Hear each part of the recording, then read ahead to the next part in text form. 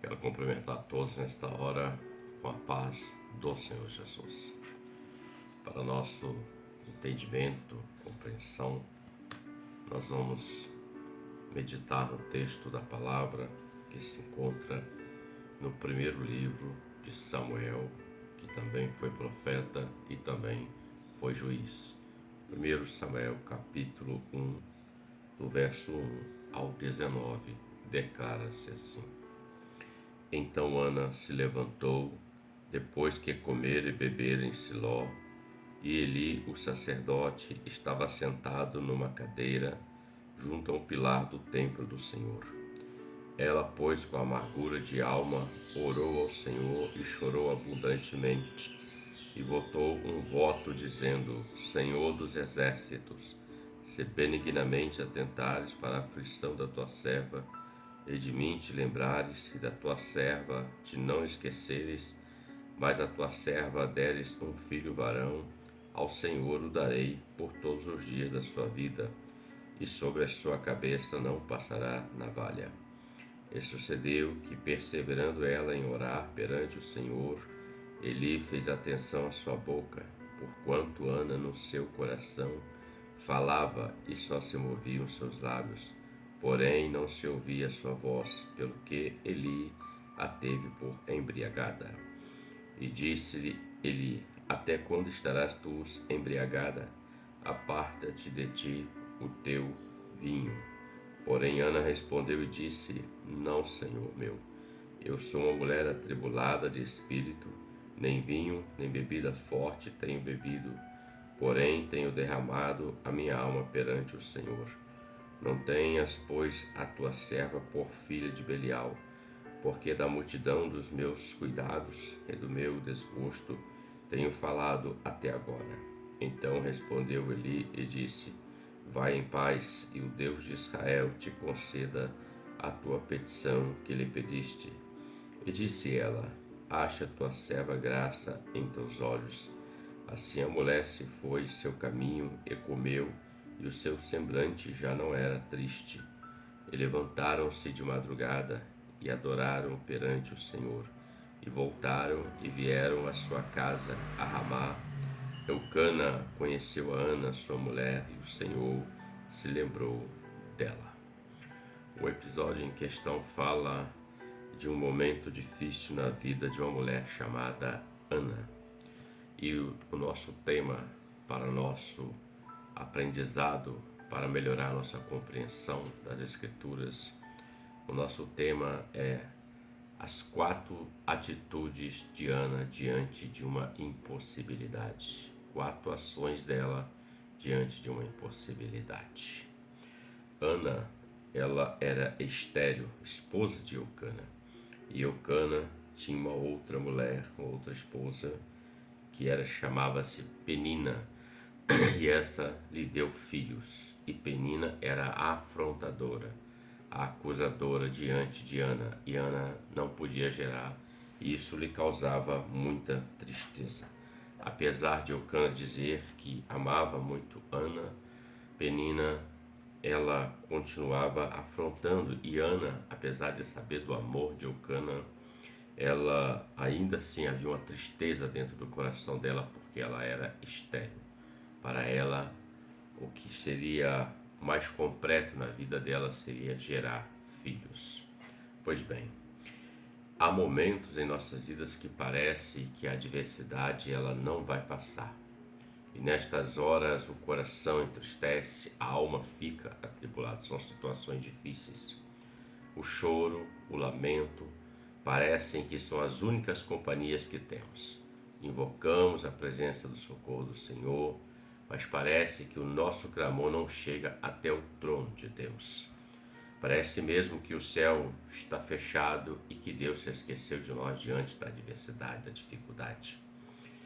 E diante do silêncio de Deus, muitas das vezes alguns se desesperam, tomam atitudes, decisões impensadas, diante ali do calor da fornalha da aflição que está sobre ele. E muitas dessas pessoas, elas acabam levando ao sofrimento e dor maior do que o princípio daquilo que Deus começou a fazer na vida delas. E a palavra do Senhor é bem clara, dizendo que aquele que começou a boa obra, ele vai aperfeiçoar até o dia de Jesus Cristo. Pois bem, nós temos exemplos na Bíblia de homens e mulheres que passaram dificuldades, fornalhas de aflições, situações adversas, muito difíceis. Nós temos exemplo de Abraão com as suas lutas, esperando a promessa chegar na vida dele.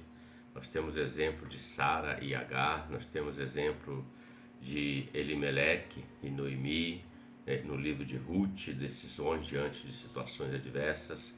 Nós temos exemplos do filho pródigo que tomou uma decisão que lhe custou muitas coisas, mas graças a Deus que ele voltou para a casa do pai. Pois bem, Ana, ela representa uma classe de pessoas que estão à espera de um milagre de Deus. Aqueles que precisam que Deus intervenha na vida deles. Aqueles que precisam ser vencedores diante da situação, pois vivem sofrendo afrontas, escárnios e precisa de um socorro do Senhor. No caso, Penina era a sua afrontadora. Mas Ana, nós aprendemos que com Ana, ela tomou algumas atitudes, e é sobre esse ponto que nós vamos refletir aqui e meditar na palavra. Primeira atitude de Ana. A palavra diz que então Ana se levantou, ou seja, no verso 9. O estado de Ana representa um estado de caída, não de queda espiritual, mas de caída. Caída por quê? Porque o peso da dor, da afronta, da impossibilidade estava sobre ela. Esse é o estado de todo aquele que não consegue se levantar diante da situação que está diante dele, é um estado de caída. E ela estava diante dessa dificuldade, diante da adversidade. Todos nós passamos por situações semelhantes na nossa vida. Vejam vocês, quando o Senhor chama Josué para ser o sucessor de Moisés, no capítulo 1, o Senhor fala assim: sucedeu depois da morte de Moisés, servo do Senhor, que o Senhor falou a Josué, filho de Nun, servo de Moisés, dizendo: Moisés, meu servo, é morto. E o Senhor fala para ele: levanta-te, pois agora e passa este Jordão. O que Deus está dizendo para Josué: se ponha de pé. Não que Josué estava numa queda espiritual, mas o peso que estava dele, a responsabilidade de fazer com que aquele povo passasse o Jordão e tomasse posse da terra prometida pesava sobre seus ombros. Então ele sentiu esse peso, e Deus está dizendo: se ponha de pé. Em Ezequiel capítulo 2, verso 1, o Senhor fala assim para Ezequiel: Ezequiel, filho do homem, ponte de pé e falarei contigo. O Senhor, ele não trata com pessoa que está prostrada, caída. Ele dá uma ordem, ele diz: se ponha de pé, porque eu quero falar com você. Quando o homem se põe de pé, Deus fala com ele face a face, boca a boca. Deus dá força a esse homem para suportar, para passar pelo vento, para alcançar o que se almeja diante daquele quadro de adversidade. O texto diz que Ana se levantou, saiu do estado dela de derrota e entrou no estado, no caminho de vitória. Então, primeira lição que nós aprendemos aqui diante desse quadro: Ana se levantou. Então, que nós possamos ter a mesma atitude de Ana diante das afrontas dessa vida. Não ficarmos na beira do caminho, não ficarmos prostrados, não ficarmos como derrotados diante do quadro que se instaurou na nossa vida. Nós precisamos nos levantar. Quem se põe de pé, Deus faz atravessar o Jordão. Quem se põe de pé, Deus opera o milagre. Quem se põe de pé, o Espírito Santo vem sobre ele, enche ele, fortalece ele. Quem se põe de pé entende que diante de Deus ele é mais que vencedor. Segunda atitude de Ana. O texto fala que ela, pois, com amargura de alma, no verso 10, orou ao Senhor e chorou abundantemente. O verso 10. Ana toma uma decisão.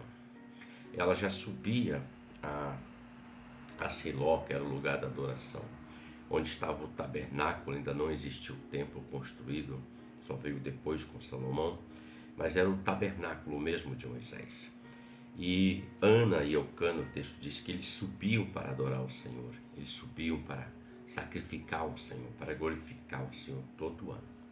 Então, Ana estava vivendo essa situação na vida dela há muitos anos, muitos anos. E o texto fala que Ana, ela orou ao Senhor, entrou no templo, ou propriamente o tabernáculo, e ela vai até a presença do Senhor e se derrama na presença do Senhor. O que aprendemos com essa segunda atitude? A primeira, Ana, ela se levanta. A segunda, ela ora ao Senhor.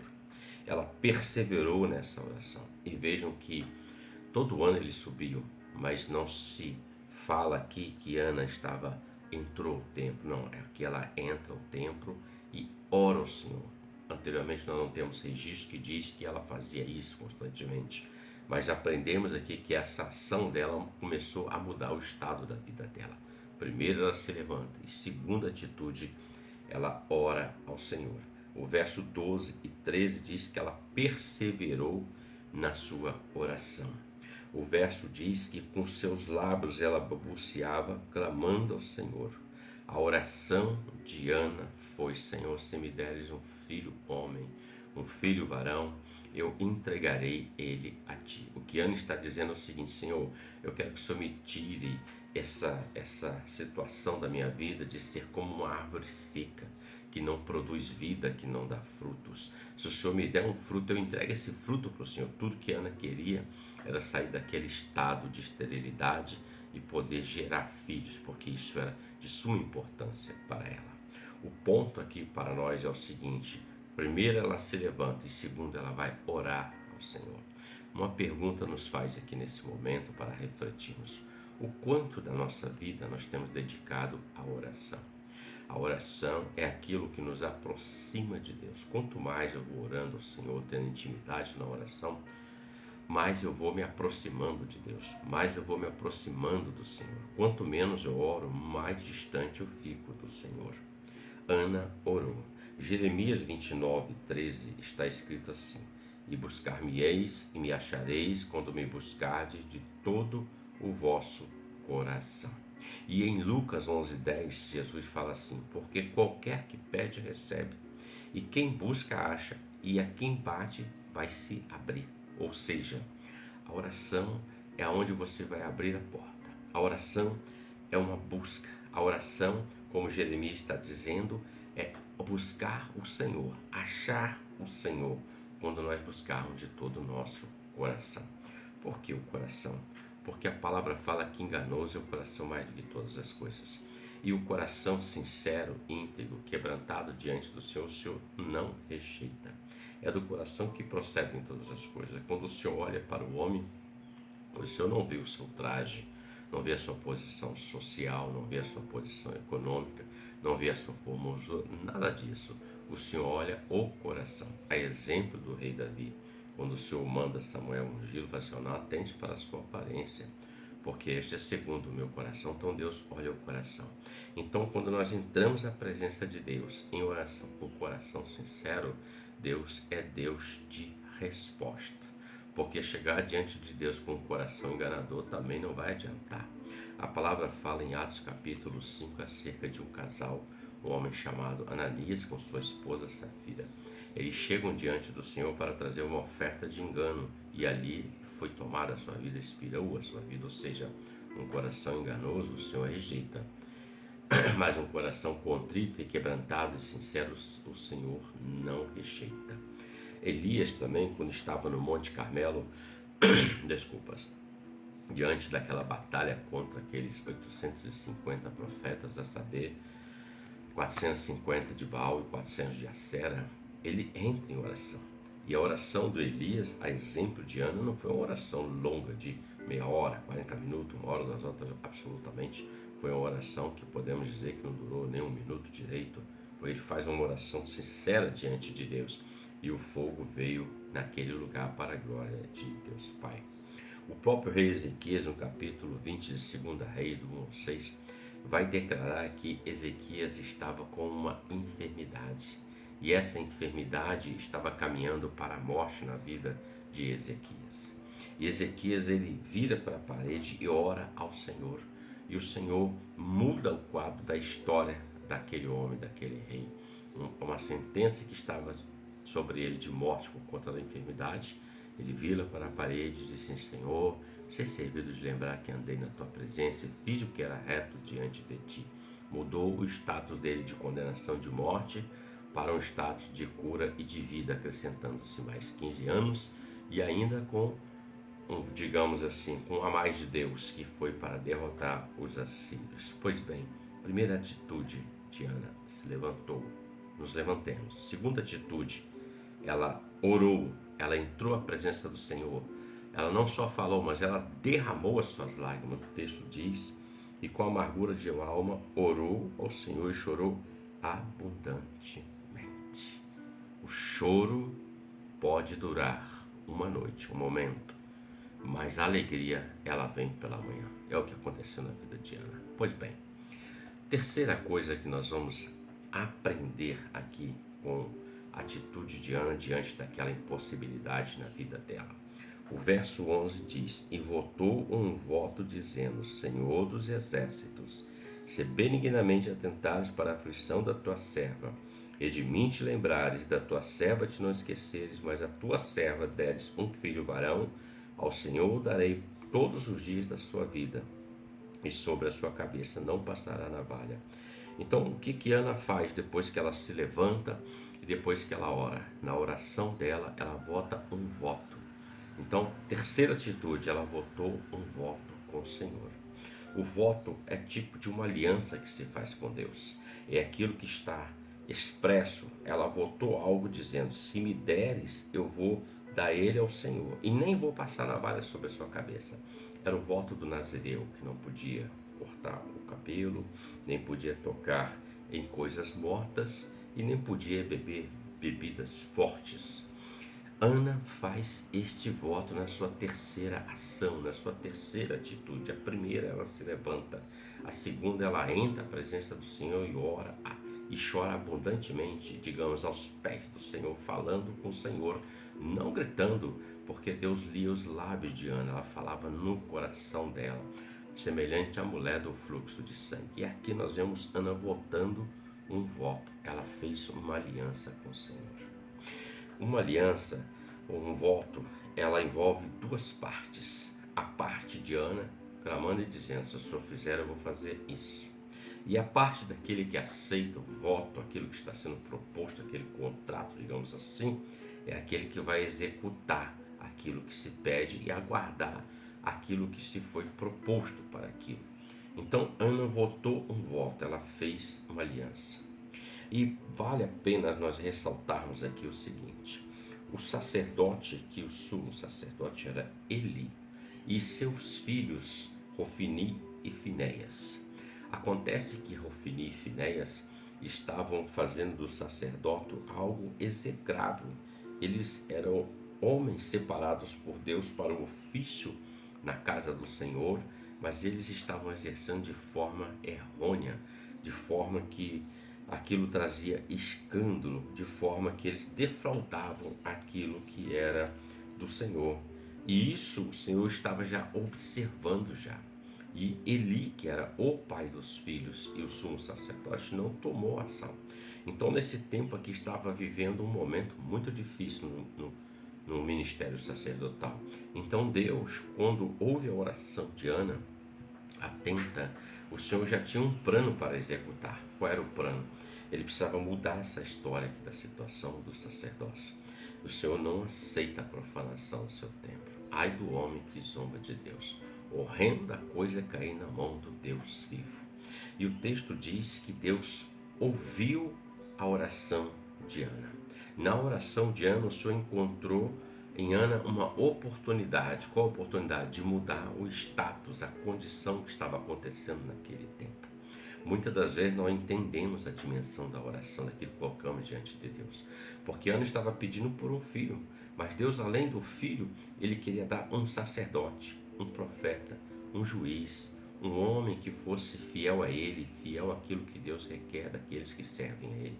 Alguém que de fato, você lendo o contexto, vai ver, e todos concordam, que Samuel foi um dos profetas do Antigo Testamento que mais teve intimidade, um dos maiores, digamos assim, não por uma grandeza, mas por obediência, sendo usado pelo Senhor, profeta, juiz e sacerdote. E isso veio da oração de Ana, porque Deus concordou com aquele voto. O voto é algo que nós muitas das vezes fazemos, mas nós precisamos cumprir. A palavra fala em Gênesis 28, do 20 ao 22, o seguinte: Jacó votou um voto dizendo: se Deus for comigo, me guardar nesta viagem que faço, e me der pão para comer e vestidos para vestir, e eu em paz tornar a casa de meu pai, o Senhor será o meu Deus. E esta pedra que tenho posto por coluna será a casa de Deus. E de tudo quanto me deres, certamente te darei o dízimo.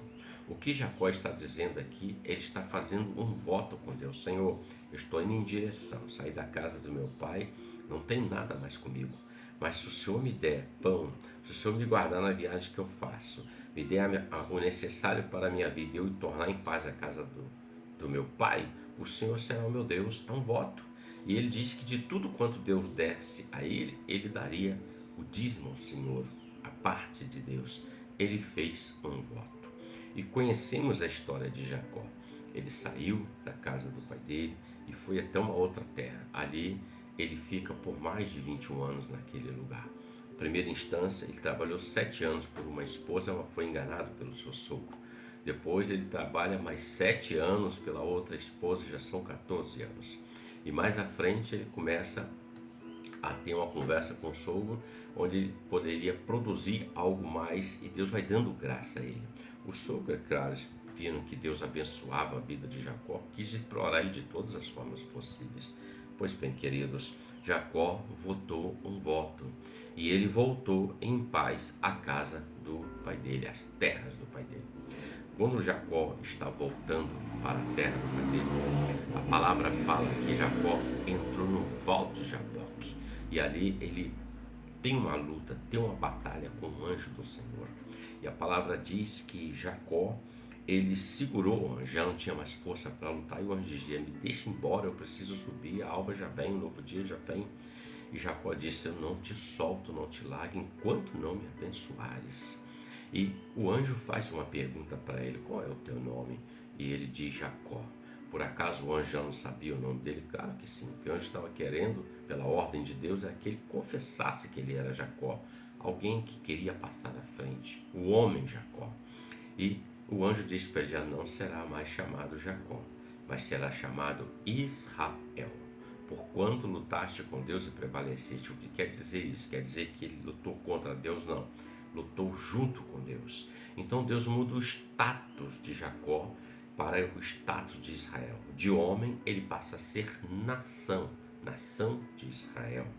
E no outro dia, quando ele vai encontrar com seu irmão Esaú, o qual ele enganou no passado, e havia uma promessa de morte, o Jacó tinha medo, porque ele sabia que quando encontrasse com o irmão dele iria executá-lo, porque ele fez uma promessa. Mas lá no Val de Jaboque, Jacó clama a Deus, ele luta até o fim, Deus muda o nome dele. E quando ele chega diante do seu irmão, o irmão já não via mais o Jacó, mas estava vendo Israel, aquele que luta com Deus e prevalece. A sua vida foi salva. Para nós é a mesma coisa. Antes nós éramos os Jacós, entre aspas, ou seja, homens ruins, homens defraudadores, homens que não tinham amor nem temor ao Senhor. Era o nosso status. Mas quando nós ouvimos a voz do Espírito Santo e aceitamos o convite, fomos para a presença do Senhor, já não somos mais o Jacó, o homem. Agora nós somos o Israel, aquele que luta com Deus e prevalece, ou seja, a igreja do Deus vivo, a igreja qual o Senhor Jesus disse que as portas do inferno não prevaleceriam. Então saímos do status de Jacó para o status de nação, povo eleito, sacerdócio real, nação santa, povo adquirido pelo sangue de Jesus. Voltando para cá, ela fez um voto, Jacó também fez e cumpriu esse voto e Deus deu vitória. Nós temos um outro exemplo também, que é o filho pródigo, Lucas capítulo 15, do 17 ao 19, que declara-se assim: e caindo em si disse: quantos jornaleiros de meu pai têm abundância de pão e eu aqui pereço de fome? Levantar-me-ei e lhe ter com meu pai e direi: Pai, pequei contra o céu e perante ti, já não sou digno de ser chamado teu filho, faze-me como os teus jornaleiros. Então o filho pródigo, quando ele cai em si, ele vê que na casa do pai era melhor do que fora da casa do pai, ele toma uma decisão.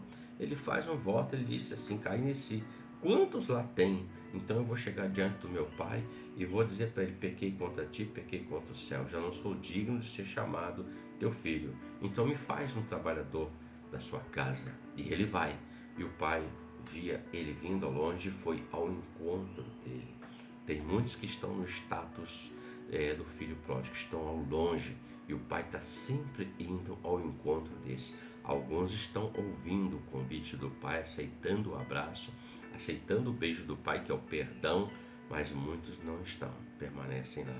Mas esse aqui votou um voto e voltou, e o seu status mudou para a glória de Deus Pai. Então, primeiro, Ana levanta. Segundo, ela ora ao Senhor.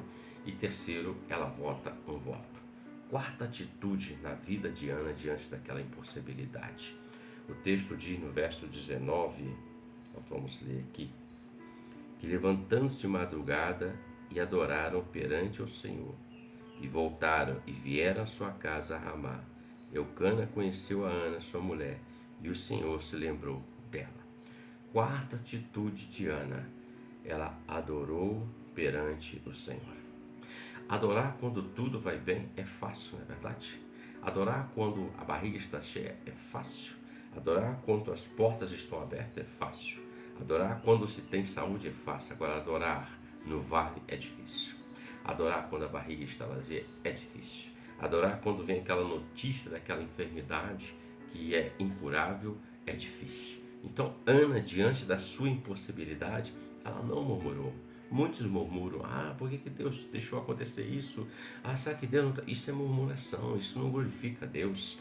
O que possamos e pedimos ao Senhor, que devemos fazer sempre é adorar ao Senhor. A palavra fala que Jesus revela àquela mulher samaritana, o Pai procura os verdadeiros adoradores que o adorem em espírito e em verdade. Então, independente da amargura de alma que estava sobre a vida de Ana, independente da perseguição de Penina, ela escolheu adorar ao Senhor. A adoração é diferente da oração. A oração nos leva mais a Deus, mas a adoração ela atrai a presença de Deus, porque Deus habita em meio aos louvores. Há exemplos de Atos 16, 25, 26, quando Paulo e Silas estavam na prisão, eles tomaram duas ações que Ana tomou. Eles oravam a Deus e cantavam hinos a Deus. E perto da meia-noite, aquele lugar se abalou, tremeu com a presença de Deus. As cadeias foram quebradas, as portas foram abertas e Deus operou ali algo tremendo, a salvação na família dele, daquele carcereiro, mesmo sendo seus servos estarem com as costas machucadas. Eles nem sentiam a dor, porque estavam na presença de Deus. Então, essas quatro atitudes de Ana, Deus mudou o status de Ana de infértil, de estéril, para uma mãe de sete filhos. Deus operou na vida dela. Ele abriu a madre e ela foi fértil. Nasceu Samuel, que foi o primeiro, que Samuel quer dizer pedido a Deus. Então, o que temos pedido a Deus? Corretamente ou apenas para deleite e prazeres da nossa vida? E Gênesis 30 também fala que Deus abriu a madre de Raquel, depois de estar orando por cerca de 40 anos, e nasceu José, que quer dizer Deus acrescenta. Deus opera na vida daqueles que se achegam diante dele. Quando o Senhor envia Moisés para ser o libertador, a palavra fala que o povo estava gemendo, clamando a Deus. E Deus ouviu o gemido do povo e enviou Moisés, o libertador, àquele lugar. Então, essas quatro atitudes, se levantar, orar, fazer o voto e adorar, vai mudar o status das situações adversas na nossa vida. Reflita sobre esse texto, reflita sobre esse ensino e aplique. E Deus nos dará vitória e seremos mais que vencedores em Cristo Jesus. Que Deus te abençoe com a paz do Senhor Jesus. Amém.